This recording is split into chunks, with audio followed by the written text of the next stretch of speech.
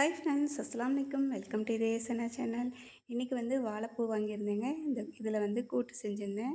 இது எப்படி செய்கிறதுன்னு பார்க்கலாம். வாழைப்பூவில் இருக்க நரம்பெல்லாம் எடுத்துகிட்டு இது மாதிரி பொடியாக கட் பண்ணிக்கலாம். பொடியாக கட் பண்ணிக்கிட்டோம்னா நம்மளுக்கு வந்து கூட்டில் வந்து செய்யும் போது டேஸ்ட்டும் சூப்பராக இருக்கும், சாப்பிட்றதுக்கு நல்லாயிருக்கும்.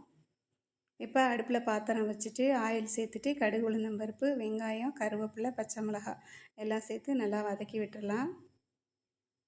கருக விட்டுறாமல் லேசாக வதக்கி விட்டால் போதும். இப்போ கட் பண்ணி வச்சுருக்க வாழைப்பூவையும் சேர்த்துக்கலாங்க. டேஸ்ட்டு வந்து செம்ம சூப்பராக இருக்குங்க. இதை சாதத்திலே போட்டு அப்படியே பிசைஞ்சு சாப்பிட்லாம், அவ்வளோ நல்லாயிருக்கும். உடம்புக்கும் ரொம்ப ஹெல்த்தியானது. வாழைப்பூவில் வந்து பார்த்திங்கன்னா நார் சத்து நிறையா இருக்குது. அதனால் நம்ம வந்து அடிக்கடி வாழைப்பூ செய்கிறது ரொம்ப நல்லது. இதயத்துக்கும் ரொம்ப நல்லதுங்க இது. எல்லாத்தையும் நல்லா ஒன்றா மிக்ஸ் பண்ணி விட்டுட்டு 2 டம்ளர் அளவு தண்ணி சேர்த்துக்கலாம். இது வந்து நல்லா சாஃப்டாக வேகணும், அப்போ தான் டேஸ்ட் ரொம்ப நல்லாயிருக்கும்.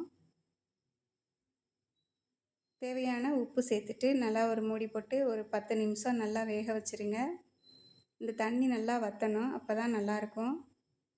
பாசிப்பருப்பு வந்து இது கூடவே சேர்த்து வேக வைக்காமல் தனியாக ஒரு பாத்திரத்தில் வேக வச்சு எடுத்து வச்சுருக்கேன். அதையும் இது கூட சேர்த்துக்கலாம். வாழைப்பூ வந்து பார்த்திங்கன்னா நல்லா வெந்துருச்சு. இப்போ இது கூட பாசிப்பருப்பையும் சேர்த்துட்டேன்.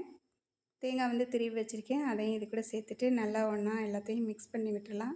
சூப்பரான வாழைப்பூ கூட்டு ரெடி ஆகிடுச்சிங்க. செம்ம டேஸ்ட்டாக இருக்கும். இது வந்து சாதத்திலேயே போட்டு நம்ம சாப்பிட்லாம். நீங்களும் இதே மாதிரி செஞ்சு பாருங்கள். எப்படி இருக்குன்னு கமெண்ட்ஸில் சொல்லுங்கள். நம்ம சேனலுக்கு தொடர்ந்து சப்போர்ட் பண்ணுங்கள், சப்ஸ்கிரைப் பண்ணுங்கள், மறக்காமல் லைக் அண்ட் ஷேர் பண்ணுங்கள். வீடியோ பார்த்துட்டு மறக்காமல் லைக் பண்ணிடுங்க ஃப்ரெண்ட்ஸ்.